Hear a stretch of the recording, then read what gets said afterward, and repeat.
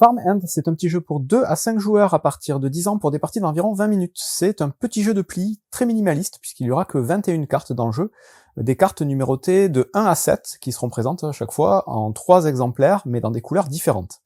Vous allez de toute façon avoir une petite aide de jeu qui va vous résumer dans chaque couleur quelles peuvent être les valeurs de cartes et ça va être un petit peu tout l'intérêt du jeu. Je vais vous expliquer donc comment ça fonctionne de 3 à 5 joueurs et je vous expliquerai la petite modification pour jouer à 2. Donc au niveau de la mise en place, c'est très simple, vous allez distribuer à chaque joueur une petite carte comme ça de pari, et une petite carte d'aide de jeu qui est recto verso. Vous avez d'un côté donc les valeurs de cartes et les couleurs, et de l'autre résumé d'un tour de jeu, qui est très simple de toute façon. Vous donnez aussi un petit marqueur de pari à chaque joueur. Vous allez mettre au centre de la table la carte de tour de jeu, avec le petit cube à côté du numéro 1 pour la première manche. Vous allez mettre aussi donc des jetons pour compter les points, donc il y a des jetons -1, des jetons 1 et des jetons 5 en tas au centre de la table. Et vous allez prendre donc les 21 cartes du jeu que vous allez en début de partie mélanger, et ensuite vous allez pouvoir commencer à distribuer les cartes.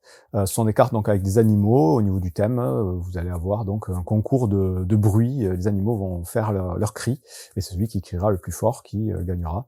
Bon, c'est très secondaire le thème dans ce genre de jeu, mais il existe.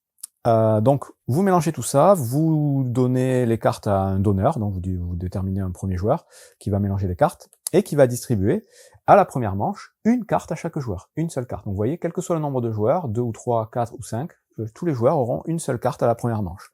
Donc on distribue une carte à chacun, et on met le reste en tas quelque part, ce sera réutilisé pour la seconde manche. À ce moment-là, les joueurs vont récupérer les cartes dans leurs mains et les regarder, sans les montrer aux autres. Par contre, ils devront montrer aux autres joueurs le dos de leur carte, puisque au dos de la carte, vous allez avoir une indication du coup sur les valeurs potentielles des cartes que vont avoir les joueurs. Vous avez donc la couleur de la carte et vous avez résumé les différentes valeurs que peuvent prendre la carte. Donc là, moi, j'ai le 1 vert, qui est rappelé ici. Le joueur à ma gauche, lui, va avoir une autre carte verte, donc je sais qu'il n'a pas le 1 déjà, il a potentiellement le 3, le 4, le 5 ou le 6. Et il a effectivement le 3. Donc ces informations-là, lui, joueur vert clair, il va avoir un 2, un 3, un 5 ou un 6. Et donc cette information-là va vous donner des probabilités et des statistiques pour faire vos paris. Une fois que vous avez analysé votre carte et les cartes, le dos des cartes de vos adversaires, chaque joueur va devoir parier sur le nombre de plis qu'il pense gagner à cette manche. Donc à la première manche, c'est très simple, on gagne 0 ou 1, puisqu'on va faire qu'un seul pli, puisqu'on a tous qu'une seule carte. Pour ça, on va compter jusqu'à 3, et simultanément, on va devoir indiquer combien de plis on va gagner, donc avec les doigts. 1, 2, 3, 4, jusqu'à 5 ou 6.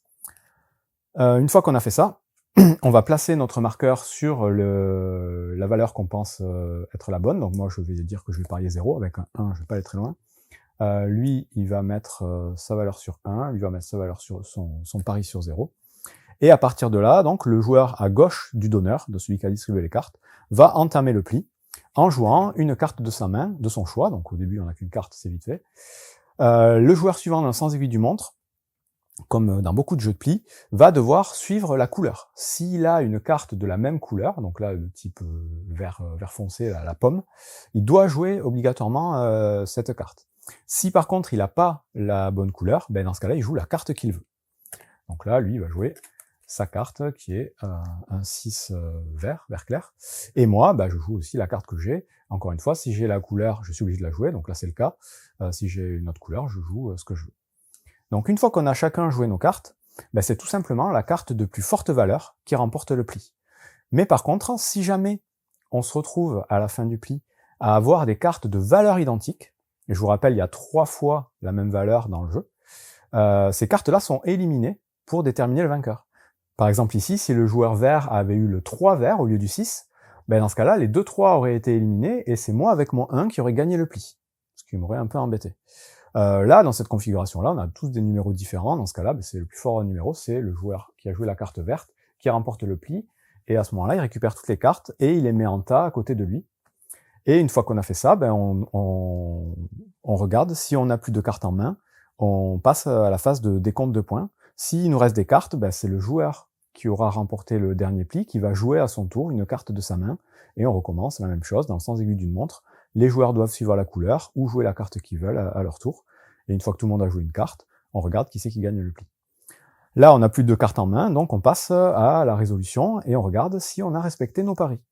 Donc moi, j'avais parié que je ferais 0 pli. J'ai effectivement fait 0 pli, donc je vais gagner autant de points que la manche en cours. On est à la manche 1, j'ai respecté mon pari, je gagne 1 point.